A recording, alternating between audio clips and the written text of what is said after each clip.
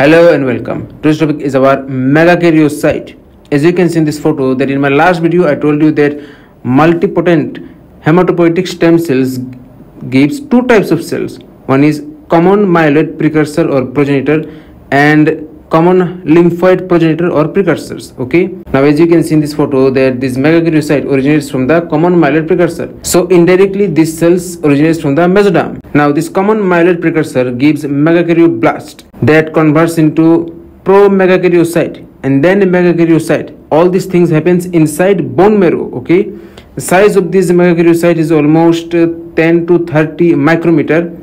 They have giant nucleus, very big nucleus with lots of nucleolus and less amount of cytoplasm. Common sense. Also known as immature platelets, but after maturation this get released in blood as platelets. In peripheral blood smear you will see very less amount of megakaryocyte in your blood, but in some special disease condition you can see more and more amount of megakaryocyte in peripheral blood smear, like myeloproliferative disorder, idiopathic thrombocytopenia, essential thrombocytopenia, chronic myeloid leukemia, etc. So what are these diseases we'll talk about later in disease chapter, and what is peripheral blood smear we'll talk about hematology chapter, not here. मेरा कहने का मतलब है कि ये जो कल वाले वीडियो में बताया था कि मल्टीपोटेंट जो कोशिका होते हैं हेमाटोपोइटिक स्टेम सेल, ये क्या करते हैं, दो तरीके का प्राइमरी कोशिका बनाते हैं जब बच्चे माँ के पेट के अंदर रहते हैं. तो जैसे कि फोटो में देख रहे हो कि मेगाkaryocyte एक कॉमन माइलॉइड प्रिकर्सर से पैदा हो रहा है. तो घुमा फिरा के ये कोशिका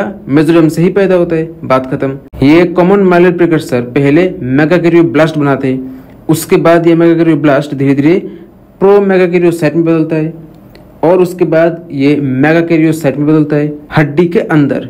ठीक है, इसका जो आकार होते हैं वो लगभग 10 से 30 माइक्रोमीटर तक होता है.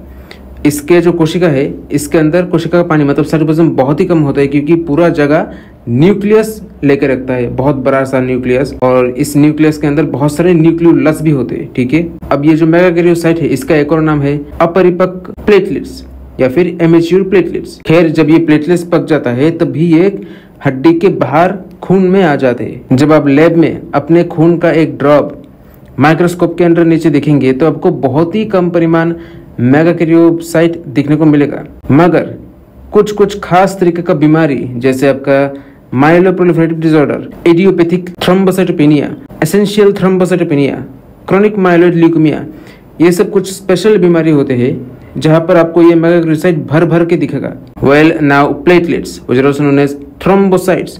These are very special cells of our blood. As I said, after maturation of this megakaryocyte it breaks down in bone marrow and the cytoplasm remnants converts into platelets and released in bloodstream. How the exact mechanism we'll talk about later in physiology, not now. Now a single mature megakaryocyte makes 1000 to 3000 platelets depending on age. Now almost 100 millions of platelets bonds in our body daily. This cells has no fixed shape, no nucleus inside, almost 2 to 3 micrometer in size, and average lifespan is 7 to 10 days. This cells gets destroyed by the spleen and liver.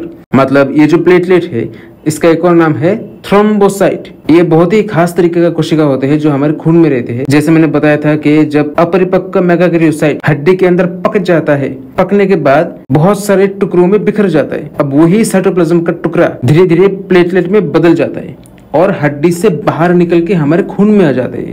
अब एक अकेला पका हुआ मेगाkaryocyte 1000 से लेके 3000 तक platelets बनाते हैं, और ये आपकी उम्र पर निर्भर करता है. जैसे बच्चे में बूढ़े में थोड़ा कम होता है, जवान लोगों में थोड़ा ज्यादा होता है. Common sense. लगभग 1000 करोड़ प्लेटलेट्स हमारे शरीर में रोज पैदा होते हैं. अब इस कोशिकाओं का कोई फिक्स्ड शेप नहीं होता है, इसके अंदर कोई न्यूक्लियस नहीं होता है, 2 से 3 माइक्रोमीटर का साइज होते हैं. ठीक है, करीब 7 दिन से लेके 10 दिन तक हमारे खून में जिंदा रहते हैं, उसके बाद मर जाते हैं. कैसे?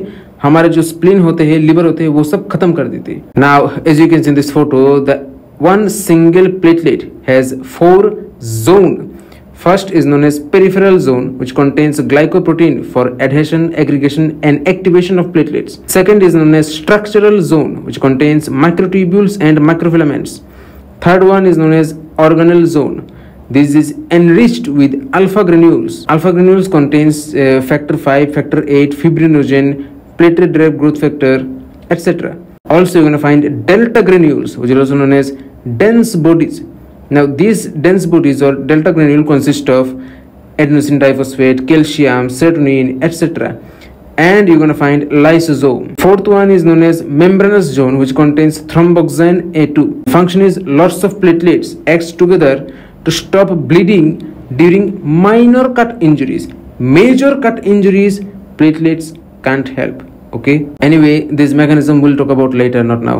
मतलब ये जो एक अकेला प्लेटलेट होता है, इस कोशिकाओं का 4 अलग अलग हिस्सा होता है। पहला हिस्सा जिसको हम कहते हैं पेरिफेरल जोन, जहां पर आपका ग्लाइकोप्रोटीन रहते हैं, जो प्लेटलेट को एक दूसरे के साथ जुड़ने में, एक दूसरे के ऊपर हावी होने में और आस पड़ोस के बाकी प्लेटलेट्स को सक्रिय करने में मदद करता है। दूसरा हिस्सा जो है स्ट्रक्चरल जोन, क्या होता है, इसके अंदर माइक्रोट्यूब्यूल और माइक्रोफिलामेंट्स ठूस ठूस के भरा पड़ा होता है। तीसरा जो होता है ऑर्गेनल जोन, जहां पर आपका अल्फा दाना, डेल्टा दाना, लाइसोसोम होता है। अल्फा दाना क्या है, ये एक तरीके का दाना होता है जिसके अंदर फैक्टर 5, फैक्टर 8, फिब्रिनोजेन, पीडीजीएफ ये सब भरा पड़ा रहते हैं। डेल्टा ग्रेन्यूल के अंदर आपका एडीपी, कैल्शियम, सेरोटोनिन ये सब भरा पड़ा रहते हैं और लाइसोसोम तो है ही, ठीक है। तो ये सब चीज क्या है ये हम बाद में बात करेंगे, अभी नहीं। और चौथा लेयर जो है वो मेम्ब्रेनस जोन, जहां पर आपका थ्रोम्बोक्सेन A2 लगा हुआ रहते हैं। अब ये क्या चीज है वो भी हम बाद में बात करेंगे, अभी नहीं। तो प्लेटलेट्स का काम क्या है, अगर शरीर में कोई छोटी मोटी जगह कट गया है और जहां से खून निकल रहा है,